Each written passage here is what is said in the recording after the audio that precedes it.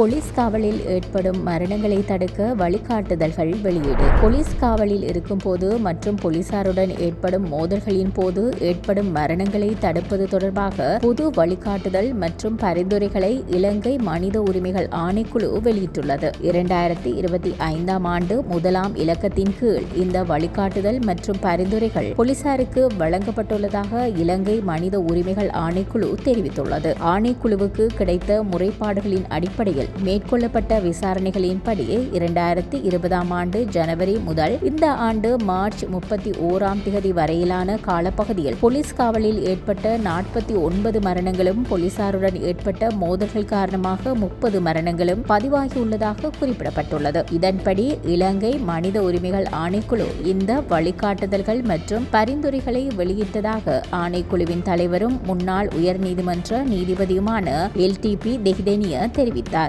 இந்த வழிகாட்டுதல்களை முழுமையாக அமுல்படுத்துவதற்கு போலீசார் பரிந்துரைகளை நடைமுறைப்படுத்த ஆர்வம் காட்ட வேண்டும் என இலங்கை மனித உரிமைகள் ஆணைக்குழுவின் தலைவர் கூறினார்.